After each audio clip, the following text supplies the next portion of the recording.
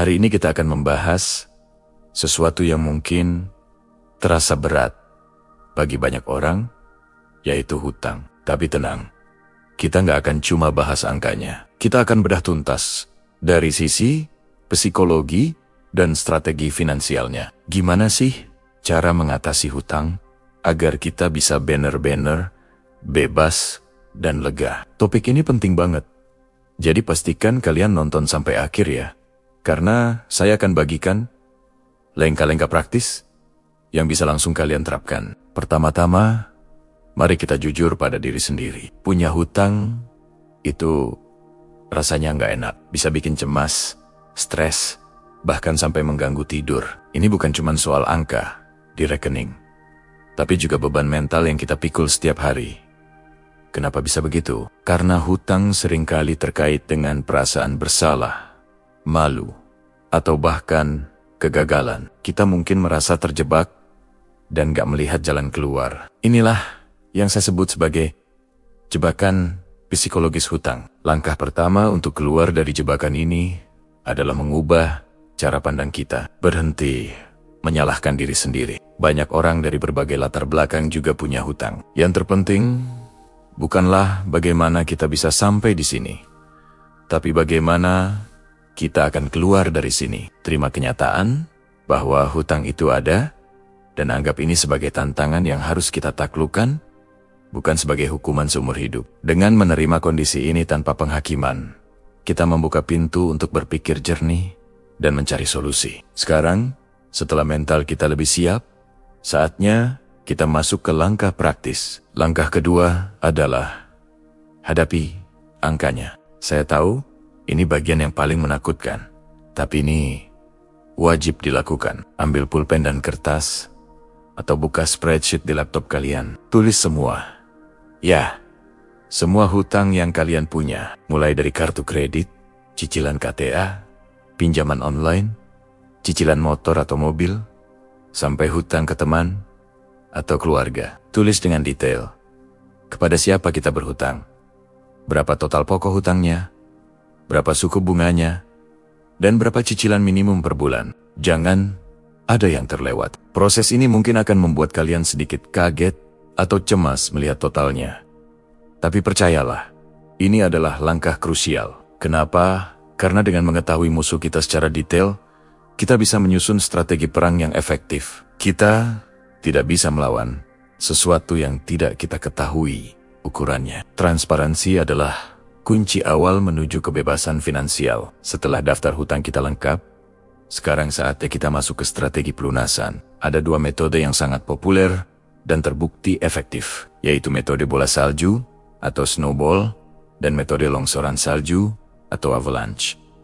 Mari kita bedah satu persatu. Metode bola salju atau snowball fokus pada kemenangan psikologis. Caranya begini. Urutkan semua hutang kalian dari yang nominalnya paling kecil ke yang paling besar, tanpa peduli suku bunganya. Lalu, alokasikan dana ekstra yang kalian punya untuk melunasi hutang terkecil secepat mungkin. Sementara hutang lainnya tetap dibayar cicilan minimumnya. Contohnya, kalian punya 3 hutang, hutang A 1 juta, hutang B 5 juta, dan hutang C 10 juta. Kalian fokus, kerahkan semua dana ekstra untuk melunasi hutang A yang 1 juta itu. Setelah hutangnya lunas, rasanya pasti lega banget kan? Nah, kemenangan kecil inilah yang jadi bahan bakar semangat kita. Selanjutnya, ambil seluruh dana yang tadinya dipakai untuk mencicil hutang A, lalu gabungkan dengan dana ekstra tadi, dan serang hutang B yang 5 juta. Begitu hutang B lunas, gabungkan lagi semua dana cicilannya untuk menghajar hutang C seperti bola salju yang menggelinding. Kekuatan pembayaran kita jadi semakin besar. Metode ini cocok banget buat kalian yang butuh motivasi cepat untuk terus bergerak. Sekarang, metode kedua yaitu longsoran salju atau avalanche. Metode ini lebih fokus pada efisiensi matematika. Caranya, urutkan hutang kalian berdasarkan suku bunga tertinggi ke terendah, tanpa peduli nominalnya. Kalian fokus melunasi hutang dengan bunga paling tinggi lebih dulu, sambil tetap membayar cicilan minimum untuk hutang lainnya. Kenapa? Begitu, karena hutang dengan bunga tertinggi adalah yang paling mahal dan paling cepat.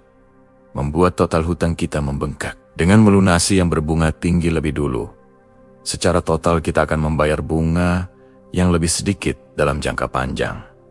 Jadi, kita bisa lebih hemat. Metode ini sangat cocok buat kalian yang lebih digerakkan oleh logika dan angka, dan ingin proses pelunasan seefisien mungkin secara finansial. Jadi, pilih yang mana? Snowball atau avalanche? Jawabannya tergantung kepribadian kalian. Kalau kalian butuh suntikan semangat dan motivasi dari kemenangan-kemenangan kecil, pilih metode snowball. Kalau kalian orangnya sangat logis dan ingin menghemat uang sebanyak mungkin dalam jangka panjang, metode avalanche adalah pilihan terbaik. Tidak ada yang salah atau benar. Yang penting adalah memilih satu metode dan konsisten menjalankannya. Tentu saja, untuk bisa menjalankan kedua metode tadi, kita butuh dana ekstra. Dari mana datangnya? Disinilah kita perlu melakukan audit keuangan pribadi. Coba periksa kembali anggaran bulanan kalian. Lihat kemana saja uang kalian pergi. Seringkali ada banyak pengeluaran kecil yang tidak kita sadari, seperti langganan aplikasi yang tidak terpakai, jajan kopi setiap hari, atau belanja impulsif online.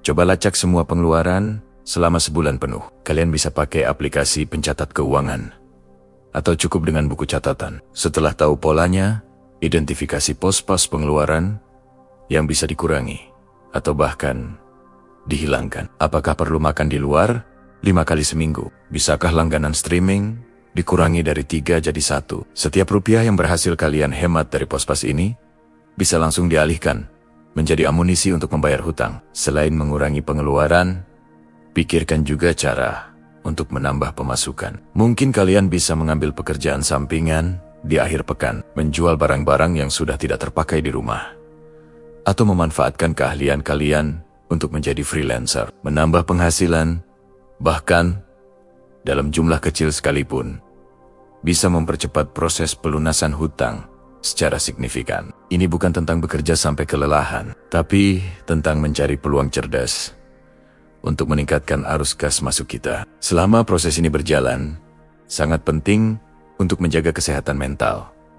Proses melunasi hutang adalah maraton, bukan sprint. Akan ada hari-hari di mana kalian merasa lelah atau ingin menyerah. Itu wajar. Di saat seperti itu, ingat kembali kenapa kalian memulai ini. Visualisasikan hidup tanpa beban hutang. Bisa tidur nyenyak, bisa menabung untuk masa depan, bisa liburan tanpa rasa bersalah. Jadikan tujuan itu sebagai kompas kalian. Jangan ragu juga untuk mencari dukungan. Bicaralah pada pasangan atau teman yang kalian percaya. Kadang, sekadar berbagi beban bisa membuat kita merasa lebih ringan. Jika beban mental terasa sangat berat dan mengganggu aktivitas sehari-hari, jangan ragu untuk mencari bantuan profesional seperti konselor keuangan atau psikolog. Ingat, menjaga kesehatan mental sama pentingnya dengan menjaga kesehatan finansial. Tidak ada yang salah dengan meminta bantuan. Terakhir, setelah hutang lunas, apa langkah selanjutnya? Jangan sampai kembali ke kebiasaan lama. Pelajaran yang sudah kita dapatkan selama proses ini sangat berharga.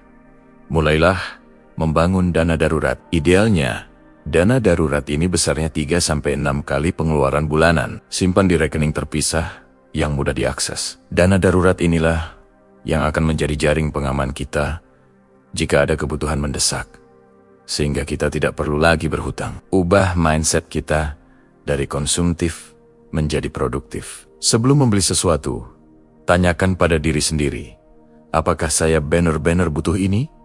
Atau saya hanya ingin? Belajarlah untuk menunda kepuasan. Dengan fondasi keuangan yang kuat dan mindset yang benar, kalian tidak hanya akan bebas dari hutang, tapi juga bisa mulai membangun kekayaan dan mencapai tuan-tuan finansial jangka panjang. Jadi, kesimpulannya, mengatasi hutang adalah perjalanan yang melibatkan kepala dan hati. Mulai dari mengubah mindset, menghadapi angka, memilih strategi yang tepat antara snowball atau avalanche, mengatur ulang anggaran, hingga menjaga kesehatan mental. Ini adalah proses yang membutuhkan disiplin dan kesabaran, tapi hasilnya sangat sepadan. Kalian bisa melakukannya. Terima kasih banyak sudah menyimak video ini sampai selesai. Semoga apa yang saya bagikan bisa memberikan pencerahan dan motivasi bagi kalian yang sedang berjuang. Jangan lupa untuk like, komen, dan subscribe agar tidak ketinggalan konten-konten bermanfaat lainnya. Bagikan juga video ini ke teman atau keluarga yang mungkin membutuhkannya. Sampai jumpa di video berikutnya.